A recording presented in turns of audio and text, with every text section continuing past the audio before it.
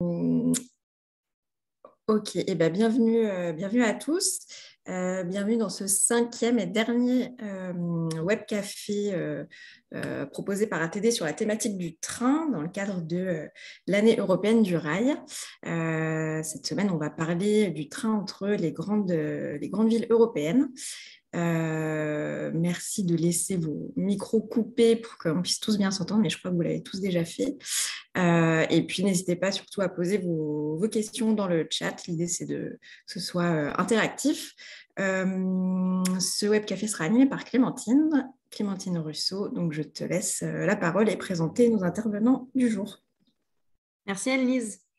Donc bonjour à tous, on se retrouve à peu près pour 1h59. On peut déborder mais un tout petit peu parce que tout le monde a plein de choses à faire tout le temps.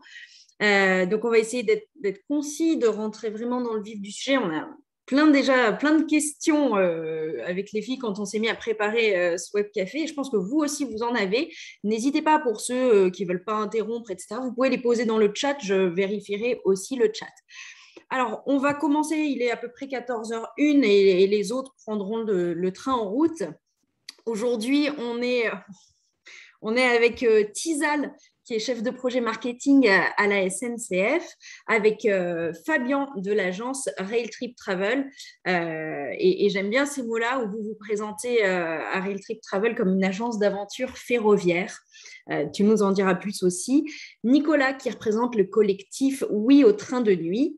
Jérôme, qui représente Railcoop, la première coopérative ferroviaire en France. Et puis, Charlotte devait être avec nous de Globe Éthique. C'est une société qui accompagne des agences de voyage vers un tourisme moins carboné. Malheureusement, Charlotte, elle a des problèmes de santé, elle est malade, elle ne sera pas avec nous aujourd'hui. Mais on a déjà pas mal de choses à voir.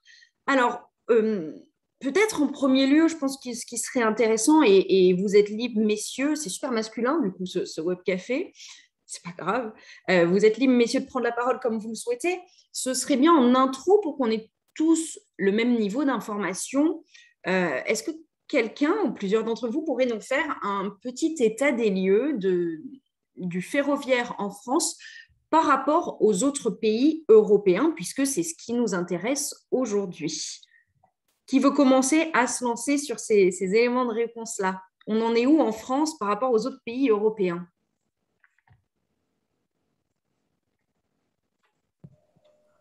Je viens de me lancer, si vous voulez bien. Donc, moi, je suis Tidel Bondara de la Direction Europe et Développement International de la SNCF. Sur la France, en termes de réseau, il faut savoir que grande vitesse et vitesse normale, le réseau français est le second derrière le réseau allemand. Donc, on a à peu près 30 000 km de lignes ferroviaire. En ce qui concerne la grande vitesse, on est à peu près à 2000 km, un peu plus de 2000 km de ligne à grande vitesse. On est second derrière l'Espagne, à peu près cinquième au niveau mondial. Et en ce qui concerne le nombre de passagers au kilomètre, on est premier en Europe. J'ai quelques graphes, si vous voulez, je pourrais vous les présenter ou je vous les laisserai tout à l'heure pour les diffuser sans problème. Voilà en termes de chiffres ce que je pouvais vous communiquer. Fabien, de ton côté, pour compléter, j'ai vu que tu avais commencé à rallumer ton micro. Oui, je connais moins la France, moi je suis belge, mais je constate qu'il y a quand même effectivement un développement en France de manière générale beaucoup sur la grande vitesse et au détriment des petites lignes et au détriment des trains de nuit. Mais cette grande vitesse je trouve un désavantage, comme je viens de le dire, même en termes de vision du voyage pour le touriste, parce qu'on va très vite, on privilégie Paris. Voilà, je trouve qu'il y a eu énormément de changements au niveau ferroviaire en France à cause de la grande ligne, au détriment des petites lignes. Mais par contre, c'est un autre avantage. C'est un avantage de pouvoir aller à l'international rapidement, pouvoir aller à Londres rapidement, pouvoir aller à Cologne, à Amsterdam, à Bruxelles. Et là où, comme à Londres, à Bruxelles ou à Amsterdam ou à Cologne, là, il y a des trains de nuit. Et donc, se dire, faire 4 heures de train pour aller vers une autre grande ville européenne qui a une offre de train de nuit. Et donc, une demi-journée, 3-4 heures, profiter de la journée dans la ville au départ du train de nuit, et puis prendre le train de nuit. Et puis, on se retrouve à Vienne, on se retrouve en Écosse, on se retrouve à Zurich le lendemain matin. Donc, en un jour et demi, on peut vite être de l'autre côté de l'Europe. Donc, c'est la combinaison de trains rapides et de trains de nuit nous permet de traverser l'Europe assez rapidement. Ouais, il ne faut peut-être pas habiter Biarritz, du coup, dans ces cas-là. Biarritz, il y a une connexion sur Paris assez rapide, si mes souvenirs sont bons, mais oui, il y a encore l'opportunité de l'Italie et de l'Espagne si on traverse les Pyrénées. Donc, voilà. Est-ce que quelqu'un d'autre veut compléter un petit peu sur cet état des lieux, la France versus les autres pays européens? Alors, si je peux compléter un peu, moi je suis Nicolas, je suis du collectif Oui au train de nuit. Donc nous, on se bat depuis quelques années pour que la France et l'Europe redéveloppent les trains de nuit qui permettent de voyager facilement en France et en Europe. Et donc, si je peux partager un peu, là c'est un de nos documents de plaidoyer. Vous voyez à gauche les lignes de train de nuit qui existaient en France il y a une dizaine d'années et les lignes de train de nuit qui existent aujourd'hui. Donc, il y a eu pas mal de suppressions. Et notamment pas mal de lignes internationales qui ont été supprimées. Avant, on pouvait aller en une nuit à Madrid, à Barcelone, à Venise, Rome, Berlin, etc. Aujourd'hui, tout ça, ça a été supprimé. Et donc, c'est vraiment dommage parce que le train de nuit, c'est idéal pour faire 1000 km en dormant en une nuit. Et donc, quand on voit que l'Europe, finalement, c'est un continent de petite taille et que la plupart des déplacements, ils se font entre pays voisins sur des distances de 1000 km, si on redéveloppait les trains de nuit, ce serait un vrai atout pour voyager en Europe. Donc ça, c'est un réseau, par exemple, qu'on propose avec une trentaine de lignes de nuit pour voyager au départ de la France. Et on voit qu'on pourrait relier beaucoup mieux le pays aux pays voisins et avoir aussi des lignes qui ne vont pas uniquement vers Paris, parce que ça, c'est comme on disait, un problème du TGV, qui fait qu'aujourd'hui, on peut facilement voyager de Paris vers partout, mais les villes moyennes et les villes du Sud sont beaucoup moins bien reliées. Donc ça, c'est un atout du train de nuit. C'est que ça permet aussi de mieux connecter les villes moyennes, les territoires excentrés, etc. Ah pardon, je voulais partager aussi la page suivante pour faire une comparaison avec un autre pays en Europe. Ça, c'est le réseau de trains de nuit au départ de l'Autriche qui existe actuellement. Donc, on voit qu'ils ont fait tout le mouvement inverse de nous. Ils ont complètement redéveloppé le train de nuit. Et aujourd'hui, ils ont un réseau qui couvre une bonne partie de l'Europe et qui permet de voyager confortablement au départ de l'Autriche vers quasiment tous les pays voisins. Oui, c'est ce que j'allais te dire, Nicolas. En effet, tu montrais le premier graphique. On voit que la France avait beaucoup plus de trains de nuit et 10 ans après, n'en a plus vraiment. On va en reparler sur ce qui est en train d'arriver.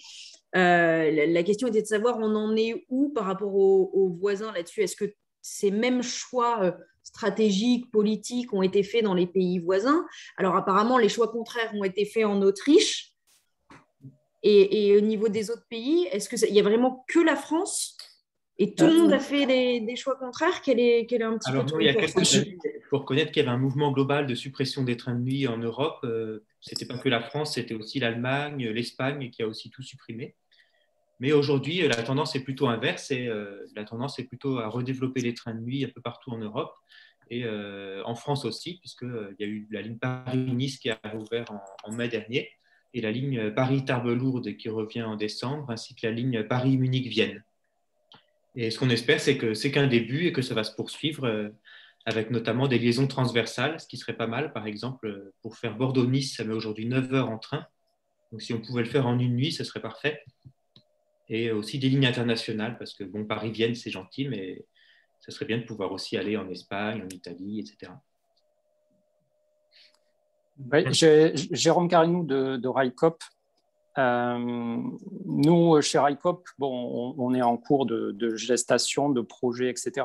Mais on aime bien regarder dans le passé ce qui s'est fait pour bien comprendre les tendances. Après, alors juste en 2 mots, je ne vais pas vous saouler avec l'histoire du ferroviaire en Europe, mais c'est qu'après-guerre, on a voulu... Le désir, c'était de reconstruire l'Europe et on s'est dit, ça va être l'Europe de l'économie et qui sera gage de paix et de prospérité. Donc, il faut qu'on fasse voyager les hommes d'affaires dans des trains rapides.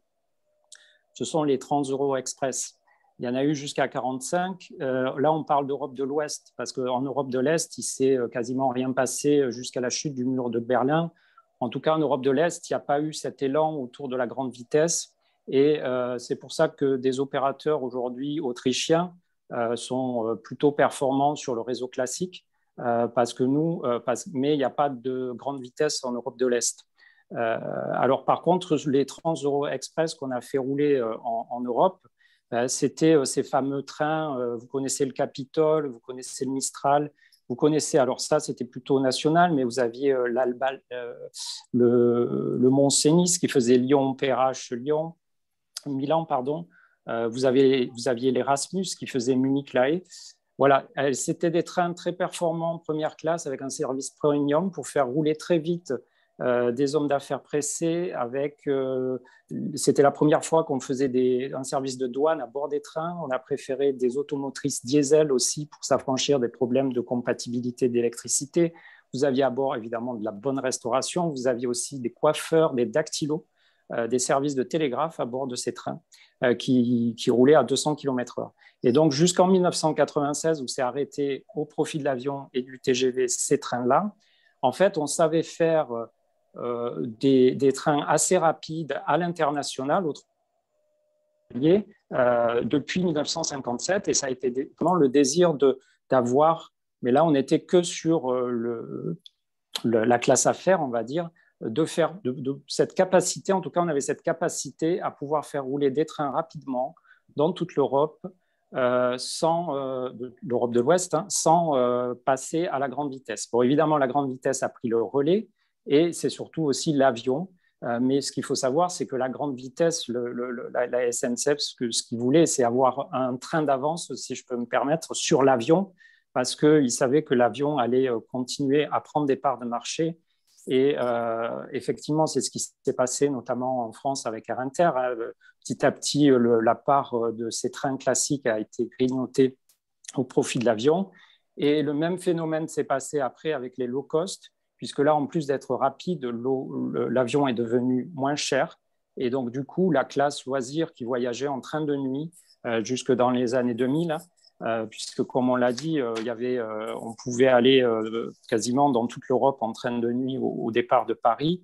Le low cost a finalement achevé aussi la classe loisir dans le ferroviaire.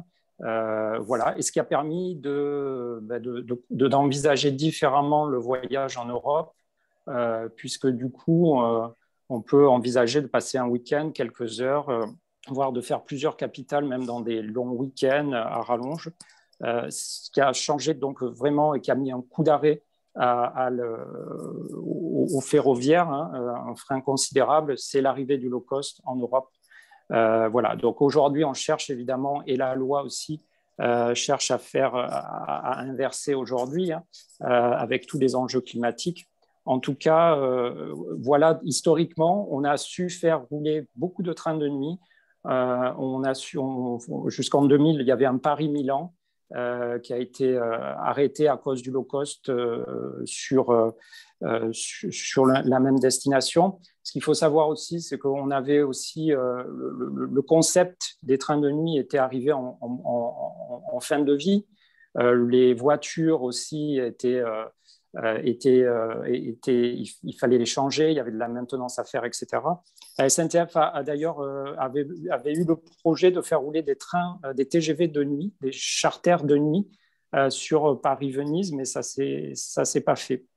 Donc voilà, je referme la parenthèse historique pour comprendre que l'Europe de l'Est a continué depuis la guerre, n'a pas investi dans la grande vitesse, mais a continué finalement à moderniser son réseau classique.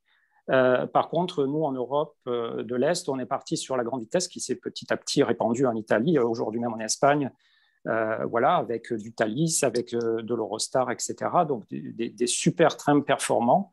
Voilà, mais c'est historiquement, c'est pour ça qu'on en est là aujourd'hui.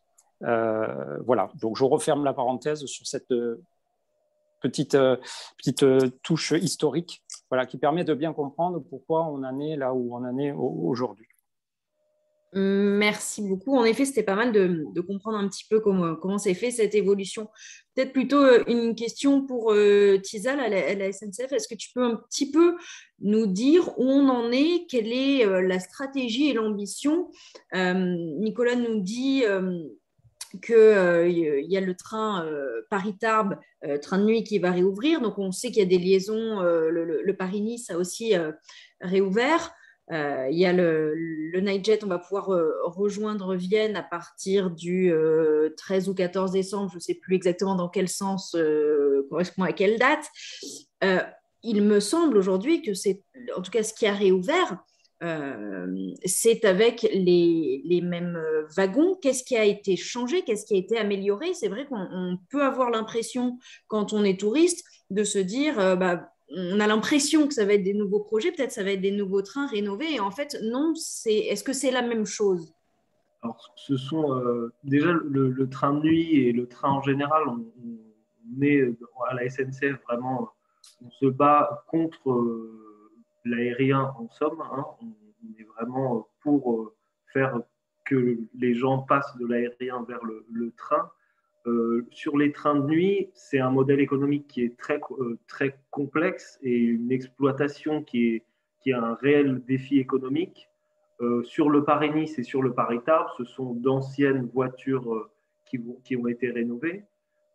Aujourd'hui, ce qu'on fait pour les trains de nuit européens, c'est qu'on signe, donc, du coup, il y a un protocole qui a été signé avec d'autres partenaires européens, les EBB en Autriche, l'ADB, donc en Allemagne, les CFF, donc ce sont les Suisses, pour justement partager et mettre toutes nos compétences au profit de la relance des trains de nuit. Donc le Paris-Vienne, c'est un premier lancement qui se fera en circulation à fin décembre. Il est prévu également dans le cadre de ce protocole un Paris-Bruxelles Vienne-Berlin qui viendra à partir de décembre 2023 avec un aller-retour quotidien. Ce sont des réels défis industriels, mais également en termes d'économie, hein, parce qu'on est en négociation avec l'État, avec l'Union européenne, pour justement avoir des compensations, parce que sinon, ce sont des trains qui n'arrivent pas à être rentables. Juste pour vous donner un peu pour vous dire pourquoi ils ne sont pas rentables, hein, c'est que une place assise dans un avion peut être vendue jusqu'à 5 fois par jour et dans un train jusqu'à 4 fois par jour. Dans un train de nuit, c'est qu'une seule place par jour qu'on peut vendre. Hein. On ne peut pas avoir plusieurs trains de nuit. En termes de production, le coût du personnel est bien plus élevé en train de nuit que sur des trains normaux. Tout ce qui est passage des frontières sont des réels casse-têtes en termes de production, parce qu'il faut changer de locomotive, il y a des détachements, des rattachements de locomotives à réaliser, ce qui fait plus de coûts en termes de personnel, mais également en termes de production, c'est-à-dire qu'il faut avoir les voies nécessaires pour faire ces manœuvres ferroviaires. Donc, ce qui pose des problèmes, et c'est pour ça qu'on a des périodes qui sont assez longues pour lancer ces trains de nuit. Juste pour vous donner une information, les trains de nuit sur le Paris-Vienne sont ouverts uniquement jusque janvier actuellement. Donc, les ventes ont ouvert à partir du mois de fin septembre et pour des circulations de décembre à mi-janvier. Pourquoi que mi-janvier? Normalement, c'est censé être à 6 mois parce qu'on a des soucis de travaux et que donc, ce sont des travaux qui ont lieu sur le réseau allemand, autrichien et français. Donc, tous ces éléments et cette problématique de production est à prendre en compte également. C'est sûr que c'est plus difficile de relancer quelque chose qui n'a plus existé parce que justement, il y a beaucoup plus de trains sur notre réseau actuellement qu'avant. Et l'organisation fait que la SNCF n'est pas unique décideur. Aujourd'hui, il y a les régions également, pour les TER, qu'il faut qu'on maintienne informé. Ok, donc Après, c'est une réelle volonté de la SNCF de relancer ces trains de nuit aussi bien au domestique qu'à l'international. Ce que je peux vous dire pour les voyages en Europe également, c'est qu'on fait partie du Pass Eurail et Interrail, donc l'offre qui permet, grâce à un pass, de voyager partout en Europe, faire 33 pays européens.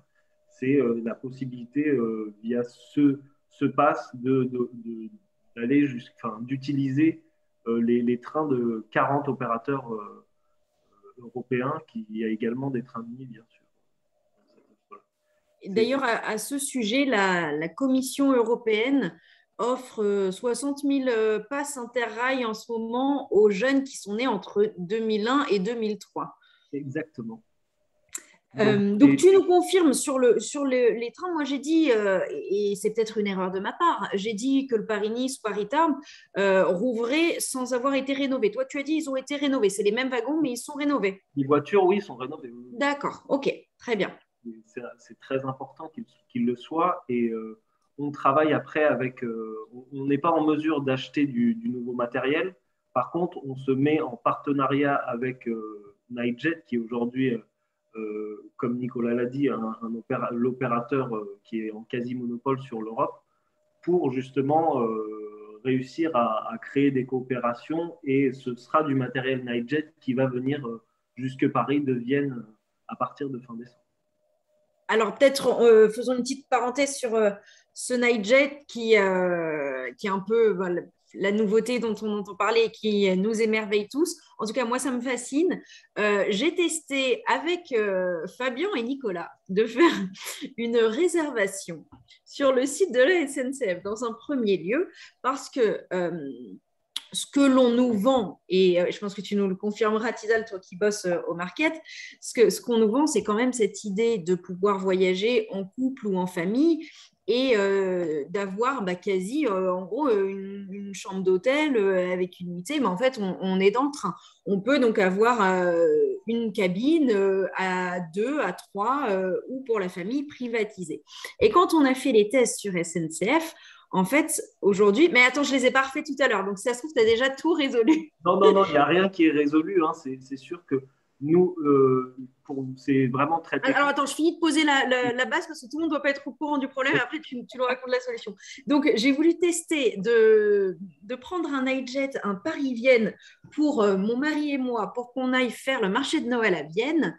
Eh bien, figurez-vous, alors il se trouve que voilà, mon mari, c'est un homme, et je n'ai pas pu faire la réservation pour 2 personnes qui ne sont pas du même sexe.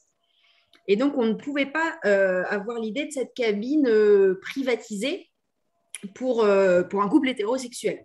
Donc, du coup, comment ça fonctionne? Vous avez trouvé, les garçons, une parade en allant sur le site autrichien. Mais quand moi, je me suis connectée, c'était genre vraiment, vraiment pas du tout de Google Traduction, et c'était pas du tout en français, et j'ai rien compris.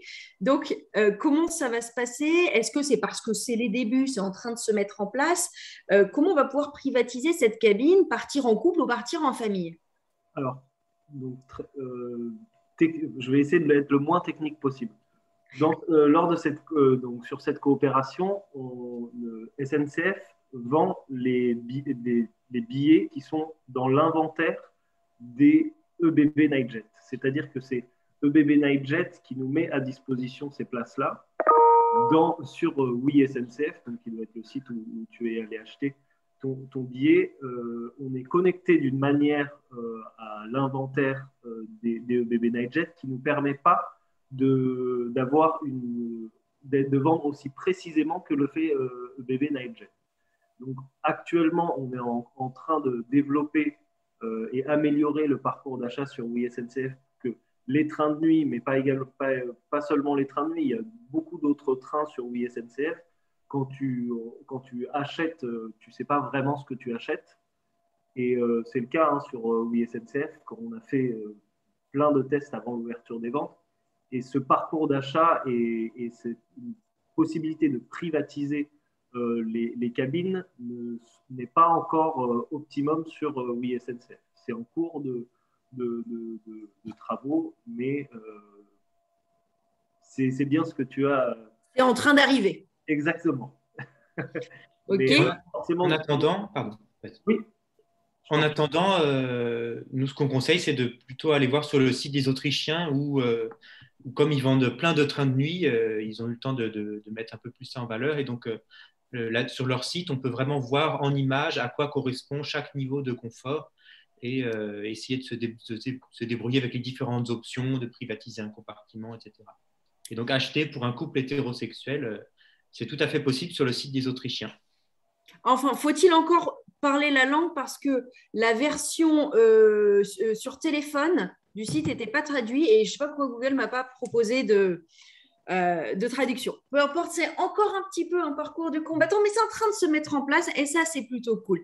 Et du coup, l'histoire du Nightjet, mais pas que, avec tout ce que tu proposes dans cette carte hypothétique, Nicolas, qui, j'espère, un jour va vraiment voir le jour. Est-ce que le train, et en l'occurrence le train de nuit, pourrait devenir une vraie alternative à l'avion et au low cost, comme nous l'a raconté Jérôme, notamment quand tu as parlé de ces city breaks, de partir un week-end, 3-4 jours, visiter une capitale européenne. Est-ce qu'on peut imaginer, dans un avenir plus ou moins proche, que ça puisse devenir la norme dans une volonté d'une transition avec les objectifs carbone que l'on connaît. Est-ce que ça, aujourd'hui, c'est faisable? Parce que prendre le train versus prendre l'avion, eh bien, alors, OK, il y a cette affaire, en effet, de nuit d'hôtel économisée, d'arriver le matin pour pouvoir visiter, mais bien souvent, c'est quelque chose de très cher, prendre le train. Quand on regarde typiquement, et c'est ça qui était intéressant, j'ai trouvé dans le Nightjet, parce qu'en même temps, on a une offre à partir de 29,90 € pour pouvoir aller à Vienne, donc ça peut s'adresser à des jeunes, à des backpackers, etc. Mais si on veut réellement voyager à deux et privatiser la cabine, c'est une autre histoire, le prix. Je crois qu'on était dans... Ah, je l'ai pas noté, mais c'était peut-être plus de... T'as le prix C'est à partir de 99,90 et ça monte jusqu'à 350 € par personne. Alors, si c'est dans le cadre, si c'est 350 €, c'est une cabine simple privatisée pour toi toute seule.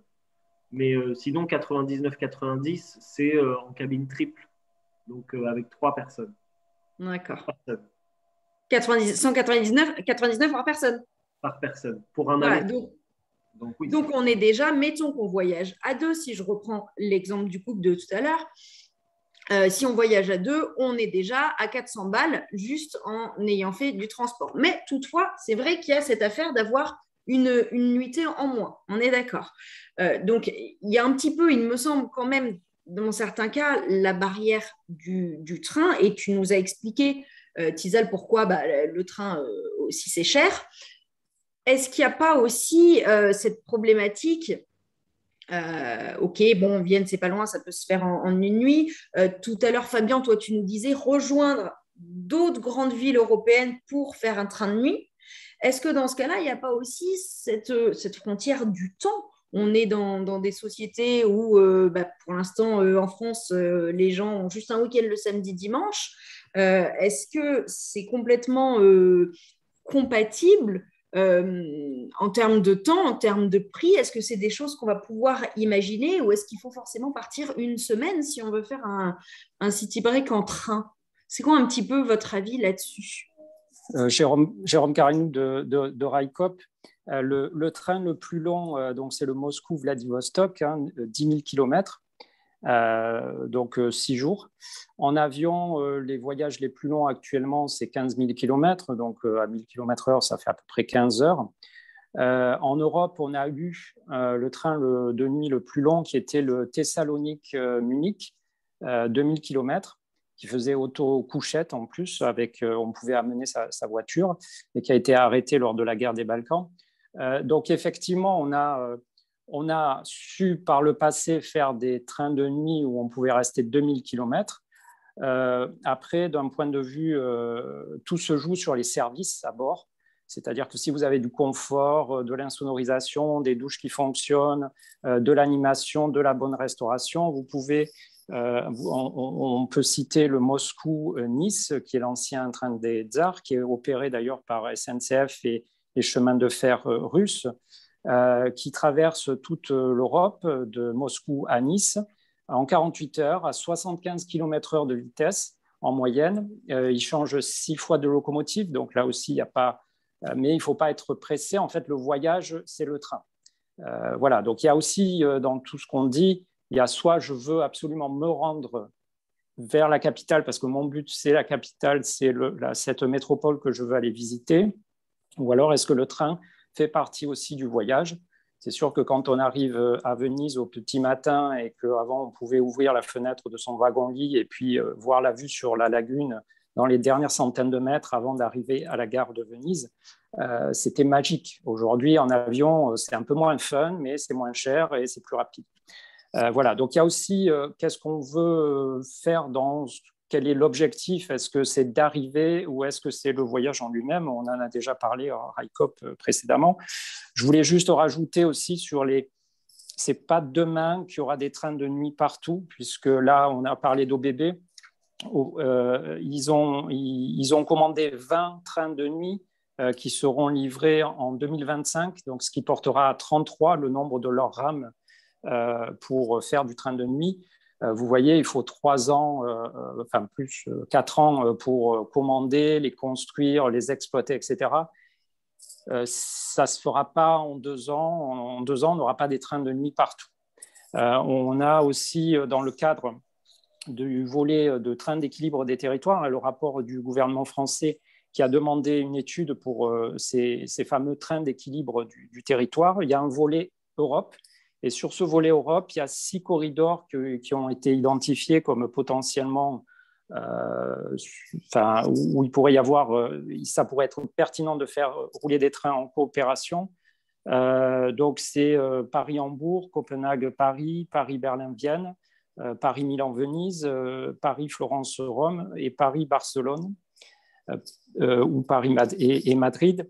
Bon, voilà, des capitales situées entre 1000 et 1500 km, avec 3 millions de déplacements par an aujourd'hui en avion. L'objectif du gouvernement, là, ce qu'il dit dans son rapport, c'est que si on récupérait seulement 10% de ces passagers de l'aérien, on pourrait commencer sans subvention publique voilà, à être équilibré.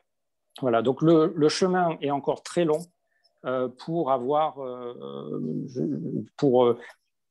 pour commencer à s'attaquer au report modal de l'avion vers le train. Voilà, donc les échelles de temps seront sans doute très longues avant d'arriver à vraiment avoir des grands services, y compris pour RICOP, bénéficiaires. Peut-être, Jérôme, est-ce que tu peux dire un mot et après je relance cette même question sur les city breaks et quels freins on a aujourd'hui pour les autres intervenants. Peut-être, Jérôme, est-ce que tu peux nous dire un mot sur RICOP? Tout le monde ne sait pas ce que c'est. Oui, alors RICOP, c'est une coopérative et l'ambition, c'est de réimpliquer les acteurs territoriaux autour du ferroviaire. Donc les collectivités locales, les entreprises, les citoyens, bien entendu. Voilà, c'est de redonner du sens à la mobilité ferroviaire dans un contexte de changement climatique et dans un contexte aussi d'urgence au report modal vers des modes moins énergivores. Donc, RICOP est la première coopérative ferroviaire en France. On a à peu près 9000 sociétaires.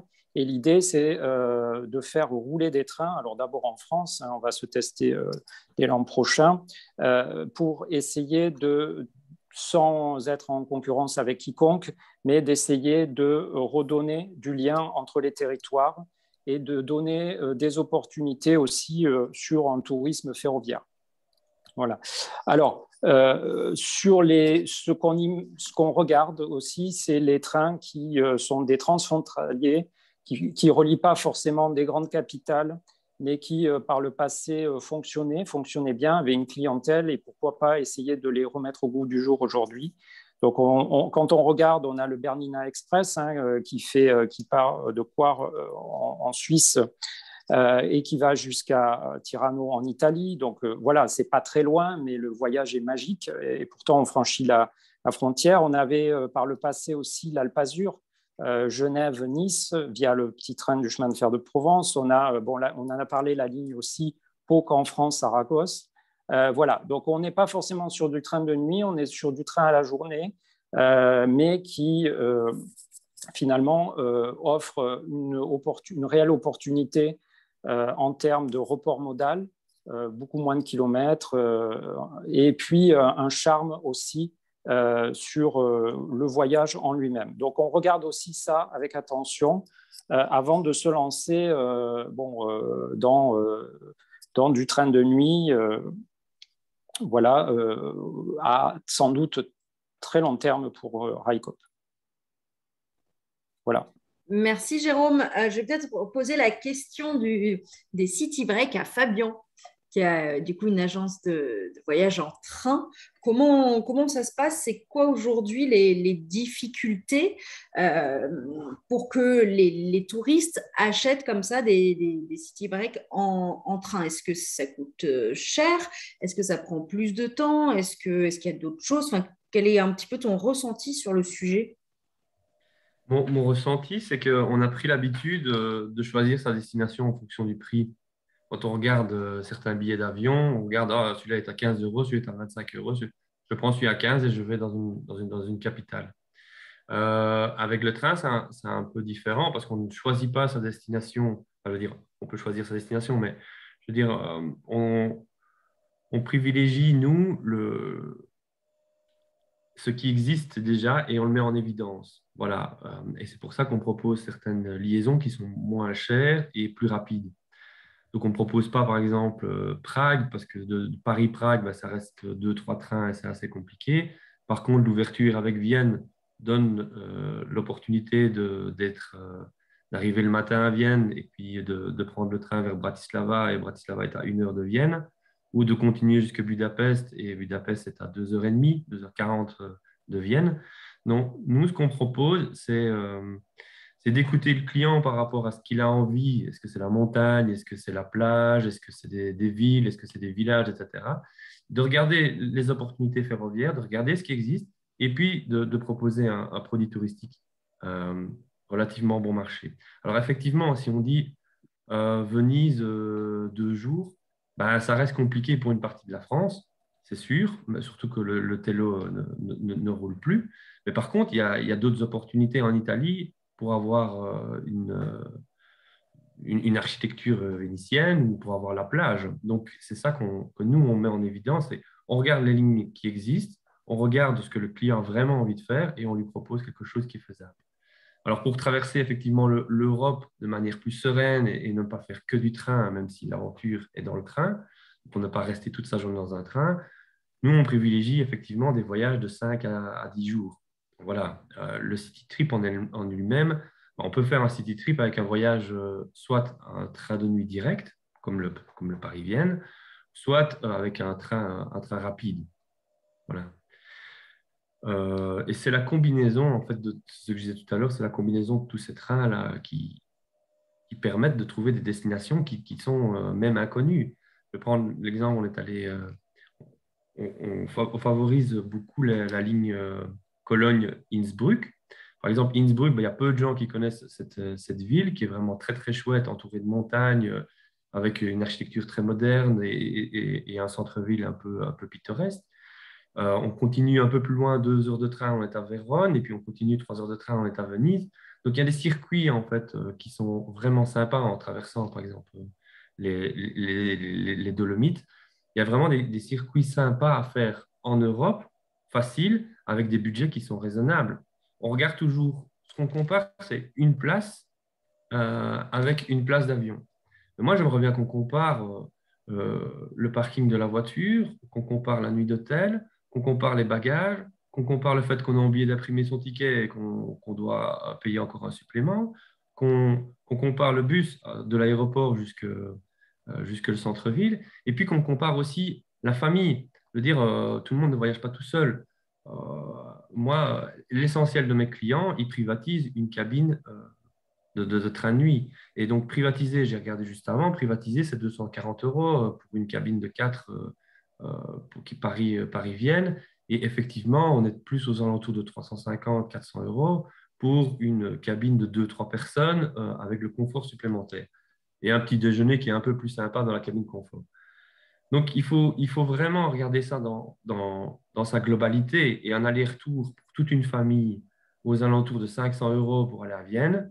Ben, je défie, avec 2 nuits d'hôtel et le petit déjeuner, ben, je défie quiconque de me trouver moins cher avec les compagnies aériennes. Tu nous parles de Cologne-Innsbruck, mais du coup, comment tu vas à Cologne? Tu prends le Thalys, tu prends Paris-Cologne, 3h30, une centaine d'euros. Même chose, tu vois, en mode city trip, tu fais Paris-Amsterdam, 3h20, une centaine d'euros. Et puis de nouveau, tu as un train de nuit qui fait Amsterdam-Innsbruck. Voilà, une fois que tu es dans le train de nuit, que tu arrives à 10h ou que tu arrives à 9h, ça ne change pas spécialement grand-chose, quoi. Clairement. Du coup, la question, c'est peut-être plutôt pour Tizal. Quid du reste du monde? Donc, il y a Paris, puis le reste de la France. Il y a des gens qui ne vivent pas à Paris. Comment ces gens-là, ils peuvent aller faire ce Cologne-Innsbruck en faisant un Paris-Cologne ou un Paris-Amsterdam? En effet, tu prends le Thalys. Moi, je trouve pas ça long. Bah ouais, ok, à Paris, c'est pas long. Mais quand tu habites, je sais pas moi, à Limoges, déjà, ça te rallonge pas mal. Et quand tu habites à Nice, je t'en parle même pas. Quelle vision il y a par rapport à toutes ces villes moyennes? Est-ce que l'objectif, la stratégie SNCF, c'est que tout soit vraiment à partir de Paris, ou est-ce qu'il y a une volonté aussi de développer d'autres hubs comme ça sur des villes plutôt moyennes et qui sont aujourd'hui un peu exclues du réseau? Non, l'objectif de Paris, c'est pas l'objectif de SNCF, c'est pas de centraliser encore plus sur Paris, hein, parce que les coûts de sillon sont de toute façon plus élevés sur Paris. Pour quelqu'un qui habite à Limoges ou un peu plus excentré, l'objectif, c'est pas de forcément rejoindre Paris, mais un autre nœud ferroviaire qui est plus proche du sien, sans avoir une vision. Bon, il n'y a plus le télo, mais par exemple, le Nice.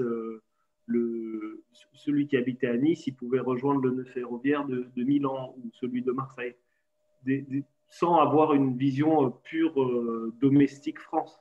C'est comment on fait pour rejoindre rejoindre en Europe un autre nœud ferroviaire. Mais c'est sûr qu'il y a des régions qui sont bien moins desservies que d'autres. Ça dépend des villes, vraiment. Ouais. L'objectif aujourd'hui, par exemple, quelqu'un qui habite près de Bordeaux aujourd'hui, il a beaucoup plus de facilité qu'auparavant grâce au Paris-Bordeaux en 2 heures, 2h15. Mais là aussi, par contre, un Bordeaux-Lyon, c'est très compliqué. On le sait bien, mais l'objectif, c'est de rejoindre un nœud le plus proche possible. Quand ce n'est pas celui de Paris qui est le plus proche, malheureusement. Mais les trajets en correspondance sont assez compliqués, aussi bien en distribution que en général quand on fait un voyage en France, quoi. Ouais, mais Marseille ne te permet pas de rejoindre d'autres grandes villes européennes? Marseille te permet de rejoindre Madrid via Perpignan. Il y a un Perpignan-Barcelone, Barcelone-Madrid. Toutes ces villes, Montpellier, pareil, il y a Montpellier-Barcelone, puis Madrid. Il y a aujourd'hui le Ouigo qui fait du Madrid-Barcelone à 5 allers-retours par jour. C'est du train moins cher et à grande vitesse. Il y a un lancement également sur l'Espagne qui est prévu dans l'année qui va suivre pour étendre ce réseau Ouigo en Espagne encore et faire plus que le Madrid-Barcelone.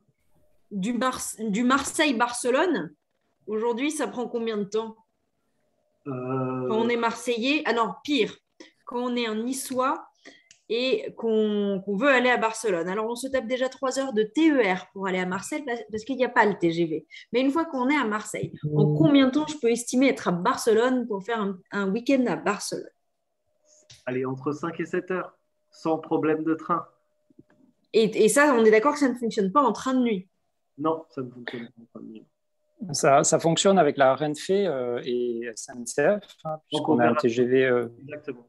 en coopération, oui, un TGV quotidien, Marseille, Barcelone, Madrid. Je pense qu'on est à moins de 5 heures pour atteindre Barcelone. Après, il n'y a plus la grande vitesse, par contre, et on doit attendre Perpignan. Là, il y a la ligne Perpignan-Figueras en grande vitesse. Et après, voilà. Donc, le trajet, on va dire, est inachevé et en pointillé, en tout cas, au point de vue de la grande vitesse. Et vers Nice, au départ de Marseille, de toute façon, là, il y a le grand projet de ligne à grande vitesse, mais là, ce sont des projets sur le long terme. Ouais, et ça, c'est un projet dont on entend parler depuis très très longtemps. Vas-y Christine. Oui, bonjour, je suis Christine Blanc, je travaille pour l'Office du tourisme de la Catalogne, donc on est complètement concerné par ces liaisons en train et je vous remercie d'organiser ces sessions sur le train. Parce qu'on est en contact avec Renfe SNCF pour justement mettre en valeur ces lignes-là et les valoriser. Et c'est vrai que la grande vitesse entre Paris-Lyon et Barcelone, pour nous, ça nous semble une superbe opportunité, sachant qu'elle s'arrête à Valence, à Montpellier, à Perpignan, et aussi côté catalan à Figueras et à Gérone. Et c'est vrai que de faire un Paris-Figueras en évitant d'aller jusqu'à Barcelone, l'aéroport est remonté vers le nord de la Catalogne. C'est très compétitif en termes de temps et d'efficacité avec l'avion. Donc voilà, pour nous, on trouve que c'est une superbe opportunité. On aimerait développer aussi la combinaison avec la vente de trajets jusqu'à d'autres villes en Catalogne. Et là, nous, notre interrogation, c'est comment fait, par exemple, l'agence de voyage pour réserver non seulement sur la Renfe SNCF, en coopération, c'est très facile, et pour après prolonger le trajet, aller jusqu'à réserver les trajets jusqu'à d'autres villes en Catalogne, par exemple, puisqu'il peut y avoir différents opérateurs, ou c'est la Renfe. Et ça, j'avoue, c'est la question sur laquelle on tombe un peu en ce moment. On n'a pas trop la réponse sur les facilités de réservation, en fait, pour continuer son trajet au-delà des grandes lignes internationales. À ce sujet, Vas-y Nicolas. Il y a une possibilité qui est assez méconnue pour rejoindre la Catalogne, c'est le train de nuit qui fait Paris-Perpignan, qui existe aujourd'hui. Il continue jusqu'à la frontière espagnole et jusqu'à la ville qui s'appelle Portbou, qui est juste après la frontière espagnole entre Perpignan et Barcelone. Et donc ça, c'est une possibilité pour rejoindre la Catalogne, alors plutôt la Catalogne du Nord, parce que pour Barcelone, après, ça rajoute un certain nombre d'heures. On a aussi des lignes qui vont jusqu'à la Tour de Carol où on peut après être relié donc ça jusqu'aux Pyrénées aussi. Donc on a vraiment de la chance sur le territoire de la Catalogne. Et si on veut venir en train, il y a plusieurs possibilités, effectivement. Et sur ces lignes-là, il faut connaître parce que la correspondance n'est pas proposée par la SNCF. Donc il faut acheter son billet Paris-Portbou et ensuite aller sur le site des Espagnols pour acheter le billet de TER. Donc on essaie de se battre là-dessus pour que ce soit amélioré. C'est pour ça que je trouve que travailler la question de comment pour un opérateur, alors peut-être Fabien pourra nous répondre parce qu'il est spécialiste, il est agent de voyage sur le train, mais pour proposer tout un trajet en train, y compris sur les lignes intérieures, c'est un gros défi, je trouve. Et puis surtout, ce que tu viens de nous proposer comme solution, Nicolas, c'est encore un délire de Parisien. Oui, encore, oui. Et d'Orléanais. Il s'arrête aussi à Orléans, le train. Ah, parfait. Il pourra prendre l'autre Nicolas au passage, qui lui, du coup, nous demande s'il existe un site internet ou une carte online qui serait mise à jour régulièrement, qui permet de référencer toutes les lignes. Est-ce qu'on n'a pas aussi un problème de communication pour que les touristes soient au courant de ce qui existe? C'est quoi un petit peu votre avis? Comment faire connaître toute cette offre? Parce que en discutant avec vous, alors c'est plus ou moins facile, plus ou moins cher, ça dépend. Plus ou moins facile plutôt, plus ou moins compliqué. Mais du coup, comment les gens le savent? Comment les touristes sont au courant de tout ça? En Belgique, il y a quand même, et je trouve en France aussi, on communique quand même beaucoup sur les trains internationaux. Et donc, il y a eu une campagne de Hello Europe de la SNCB qui proposait ou qui donnait envie aux voyageurs de découvrir en fait les pays limitrophes assez rapidement en train. Donc il y en a effectivement qui découvrent, on découvre plus l'Eurostar et on découvre plus le Thalys, mais on découvre d'autres lignes qui sont desservies par la DBAN ou par OBB. Donc effectivement, ça commence, ça revient cette publicité-là. Maintenant, l'Europe aussi, avec les différentes campagnes européennes sur l'année du rail, bah, élargit l'horizon en montrant, voilà, il existe des solutions pour voyager différemment. Voilà. Mais effectivement, je pense qu'il faut avoir beaucoup plus de coopération et c'est l'Europe qui doit faire ça en obligeant les pays à collaborer ensemble, en obligeant les compagnies à collaborer ensemble. Quand j'entends que, et c'est la réalité, parce que quand je suis dans le train, je trouve ça hallucinant de dire j'ai mon train qui part de Bruxelles ou de Paris, qui va à Vienne et il change 3 fois de locomotive, alors que les 3 locomotives sont construites en Allemagne et que c'est la même compagnie qui a construit les trois locomotives. C'est quand même quelque chose d'hallucinant. Alors, on ne va pas me dire que techniquement, il permet de trouver une locomotive qui est capable de faire 3 pays. Je pense qu'au XXIe siècle, on est capable de le faire. On est capable de faire un site Internet qui est capable de résoudre les problèmes de billetterie pour tout le monde. Pour répondre à la question de la billetterie, ce sont des compagnies privées qui investissent dans des calculs, algorithmes, etc., de différents sites comme Rail Europe, comme d'autres, qui permettent aux voyageurs de pouvoir acheter un billet qui traverse 3 pays. Sinon, on devrait nous-mêmes acheter dans 3 ou 4 ou 5 compagnies différentes pour faire un Paris-Athènes. Et donc, bon, ce n'est pas tout le monde qui fait Paris-Athènes, mais ce que je veux dire, c'est qu'il faut vraiment que tout le monde se mette autour de la table. Et quand j'entends SNCF qui dit on se met autour de la table pour le train de nuit, je trouve ça génial. Il faut le faire. Il faut vraiment qu'on se mette tous autour de la table pour qu'on ait un rail européen. Mais ce n'est pas uniquement la locomotive, ce n'est pas uniquement la ligne de train ou les rails. C'est aussi le fait d'avoir une facilité d'acheter son billet et d'acheter son billet et aussi de voyager avec des correspondances. Facile. Moi, j'ai acheté un billet pour aller au Havre il n'y a pas si longtemps, à l'université. Donc, j'ai fait Namur, Havre. J'ai acheté par l'intermédiaire de la SNCF. J'ai eu 4 billets. Un billet qui m'a été envoyé par la poste, un billet où j'avais un QR code et un ticket qui me disait que je devais encoder un numéro à la gare du Havre pour que mon billet s'imprime. J'étais impressionné de me dire pourquoi est-ce que je n'ai pas juste un QR code. Et j'ai reçu par la poste mon premier billet et puis un autre par Internet. Et le troisième, je devais aller le télécharger au guichet. Je trouve il faut vraiment qu'on fasse, enfin, que les compagnies fassent des efforts pour se parler ensemble. Voilà. Je partage totalement ton point de vue parce que enfin, c'est mon quotidien, hein, la distribution de billets et aussi, alors pour revenir à la question de la meilleure carte européenne ferroviaire, je voterai pour Interrail, la carte Interrail. Elle reprend l'ensemble de toutes les lignes sur toute l'Europe à travers 33 pays et elle est vraiment complète. Si vous voulez avoir les horaires de train, l'application Rail Planner App est excellente aussi côté Interrail. Et l'exemple d'avoir l'ensemble des participants et des acteurs ferroviaires autour de la table, c'est typiquement l'exemple de Eurail où tous les plusieurs fois par an, on est plus d'une quarantaine de partenaires qui se mettent autour de la table sur comment faire en sorte d'avoir un voyage plus fluide sur l'ensemble du réseau européen. Aujourd'hui, les problématiques qu'on a et qu'on soulève beaucoup dans le cadre de Rail, c'est des problématiques de distribution. Les entreprises ferroviaires, entre elles, ne sont pas forcément connectées en direct pour distribuer les inventaires de l'un et l'autre. Sur le marché domestique, c'est très compliqué parce que on a donc SNCF qui vend de la grande vitesse plutôt bien, mais par contre, on a tout ce qui est TER, donc trains locaux, qui est géré par les régions.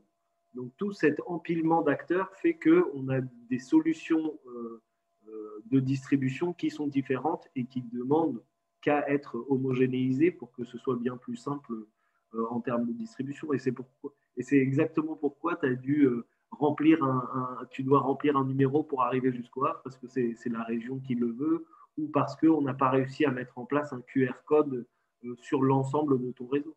La SNCF, aujourd'hui, en termes de distribution à l'international, je le dis sans avoir peur, on distribue très mal les trajets à l'international. Donc, à partir de la Catalogne, c'est vrai que sur le site Oui SNCF, l'ensemble des trains ne remontent pas. On est mal connecté avec l'inventaire de la Renfe.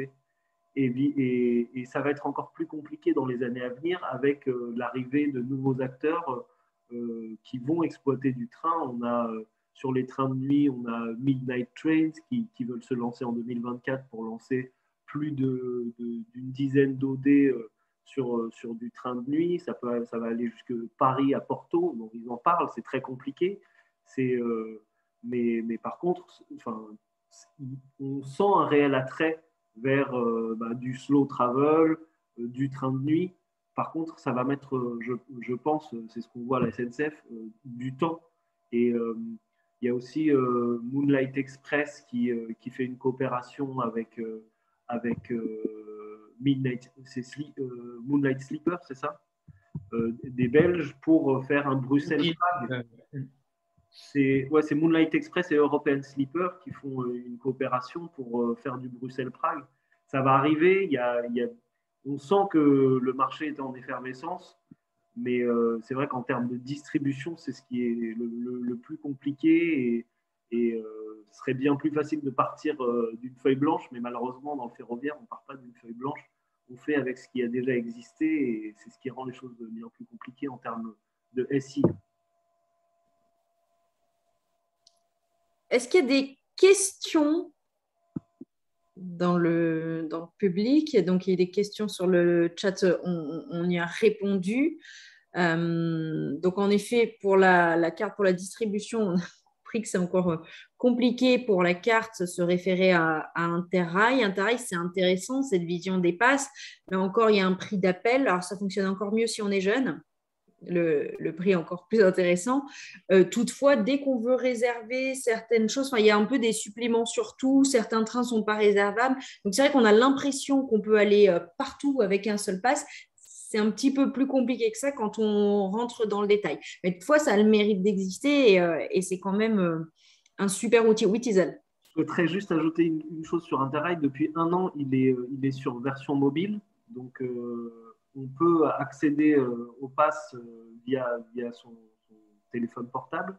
Et cette application permet de réserver quand le train a besoin d'une réservation.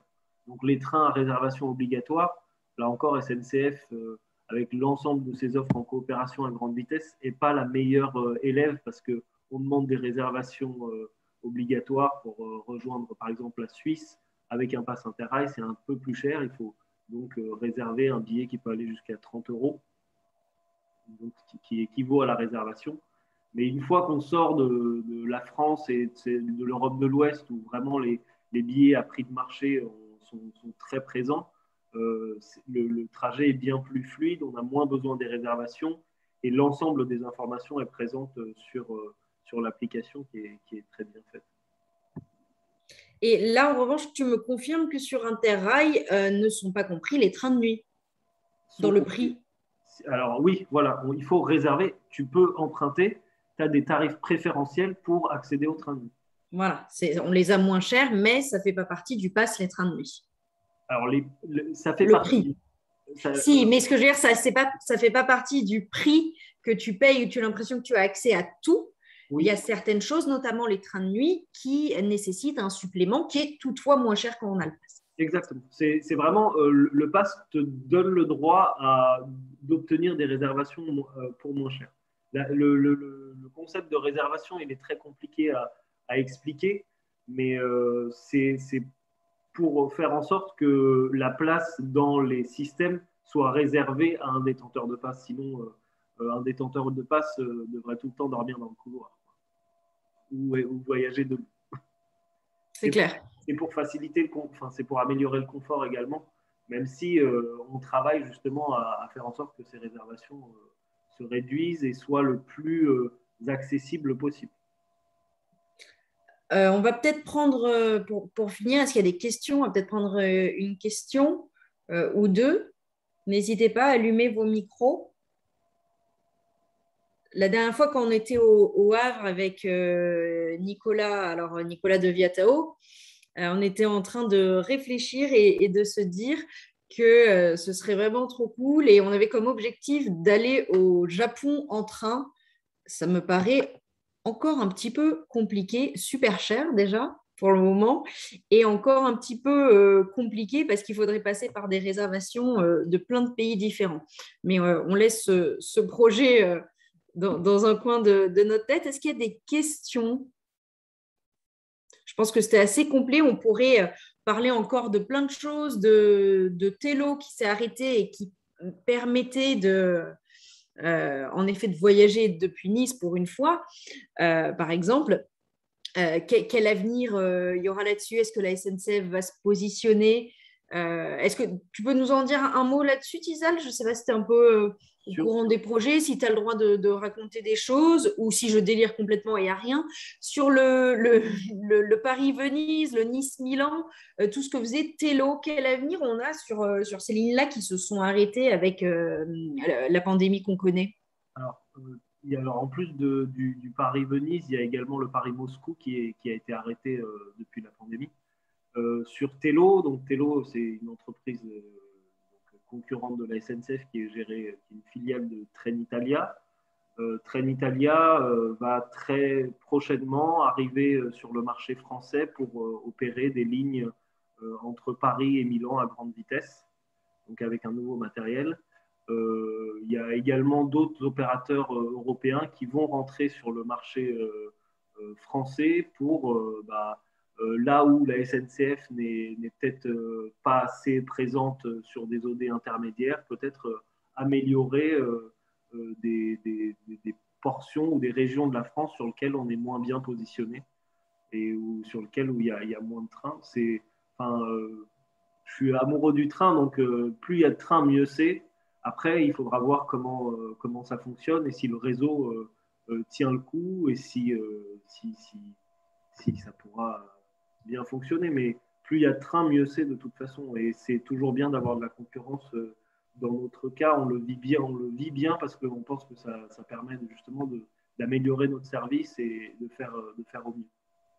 En tout cas, j'ai l'impression qu'on en est vraiment au début de cette renaissance du train de nuit, que les choses sont vraiment en train de bouger. Et ça, c'est plutôt chouette. Donc, c'est un sujet à suivre pendant les prochains mois, les prochaines années.